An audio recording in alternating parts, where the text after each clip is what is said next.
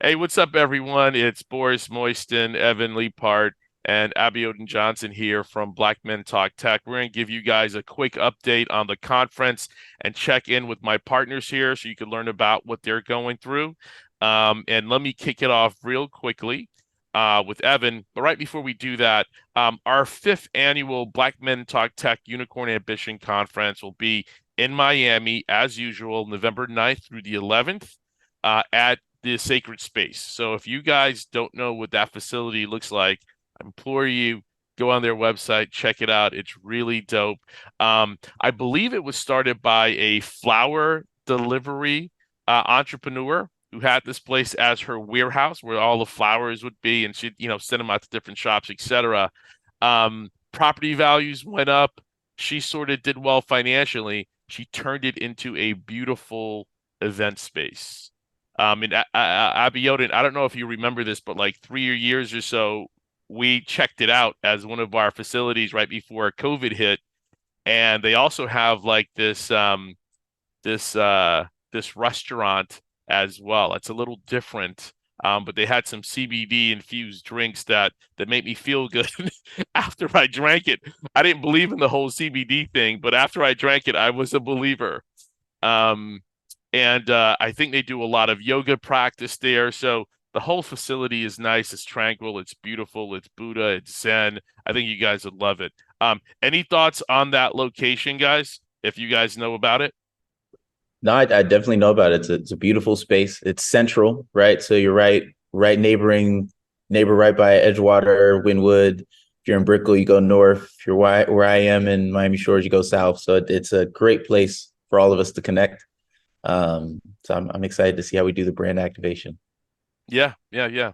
And on that point, Evan, let's do a quick update on you and big news for Kitty Credit. So, for those who don't know, let's give them a quick overview of what Kitty Credit is, and then let's talk about the 43 North experience. Yeah, for sure. So Kitty Credit in short, is a tool for brands to help parents educate kids under 12 about credit through tasks. So think of missed chores like missed payments, and based off performance, you get a credit score. But the feedback that we got from the brands that we work with and parents that use the app is, well, they're going to outage this product. Like where do you go from there? And that led us to launch Credit Academy, which we came out of stealth and basically introduced to the world at the 43 North pitch competition, and we were fortunate enough to win. So it was $1 million investment in exchange for 5% equity. So us as founders know that's pretty decent terms. And we also won audience choice, so we took home an additional 25,000. So the one thing I have to do now is get coats. I live in Miami, and we'll be there for 12 months. So it's time Where is 43 North? to in Buffalo. So So I've this is New York State's accelerator. yeah. So it's a month of programming. The main focus of it is to really increase like hiring in the state of New York and Buffalo. It's amazing, like tax incentives. Um, Super dope program. Like the whole city's behind you. Basically, there was 40, like almost 4,000 people at the pitch competition. So like Yeah, had to get your stage fright really quickly. I Um, think that's one of the larger pitch competitions in the world, by it's the the way. world's largest. Oh, Yeah. shoo. Well, just quick note on that. I want to put in a quick plug for my boy Edrizio de la Cruz. He just published his book, The Underdog Founder, which details his story of founding fintech company Regali, which became Arcus FI. He sold it to MasterCard, but it details his personal experience as a person of color, as a Latino who immigrates to the U.S., doesn't know how to speak English, comes from poverty, and sort of fights his way to the top. It's an unbelievable story. It's real. Michael Siebel from Y Combinator says, brutally candid, the most powerful book I've read on how to succeed as an underrepresented founder. I'm just going to tell you guys, this book is insane. It has some key ingredients on um, what you should be thinking about as you're thinking about executing anything in life, but really, as you're thinking about making space as a minority in this world that's really not structured for us and how best to take advantage of it.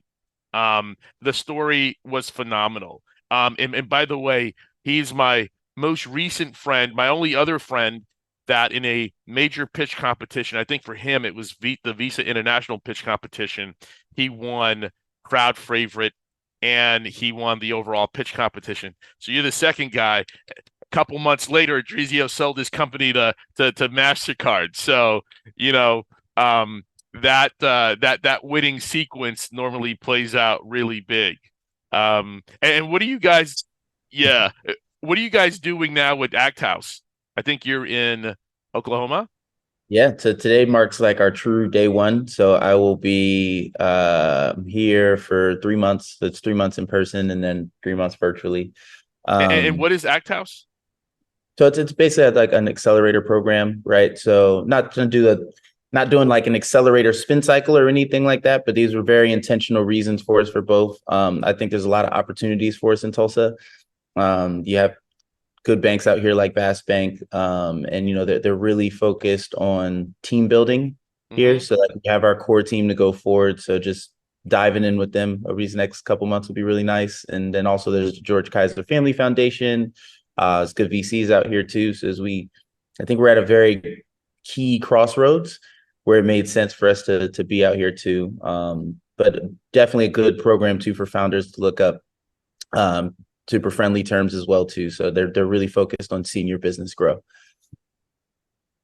Yeah, and I think just as you're thinking about the George Kaiser Family Foundation, talk about banks. I think a lot of their money comes from the First National Bank of Omaha.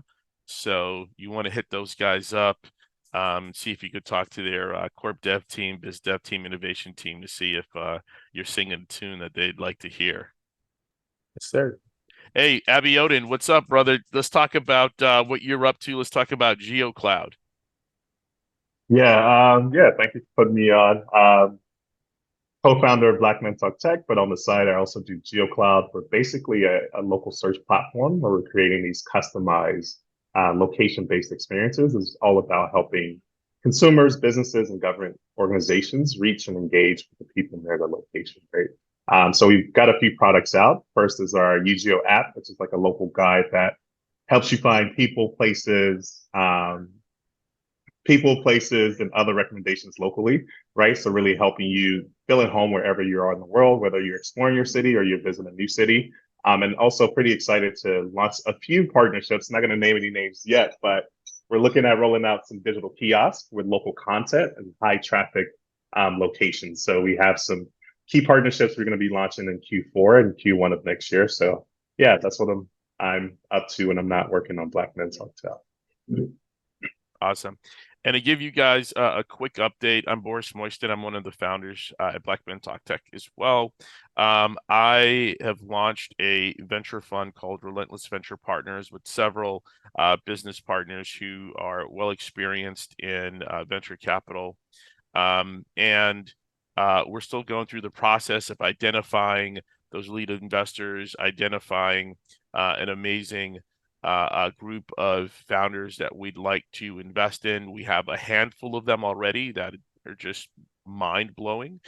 We invest in Black and Latino technology companies that are Series A and beyond. Outside of that, I have a little stealth project going on to help build out a network of people of color and people for the culture who want to help up and coming entrepreneurs, right? Or who want to help connect investors with entrepreneurs. So that is going to be a fun project. It's really early, but I'm working with some amazing institutions. As soon as it drops, I'm sure you guys would will hear all about it and would want to be a part of it. So keep your eyes open for that. Having said that, that is all I'm up to and what I have done. But let me share something with you all. The agenda for Black Men Talk Tech. So here, what's coming up? We're launching November 9th through the 11th. We have some tech and hoops like we normally do the day before the main conference day. So you guys are gonna love that.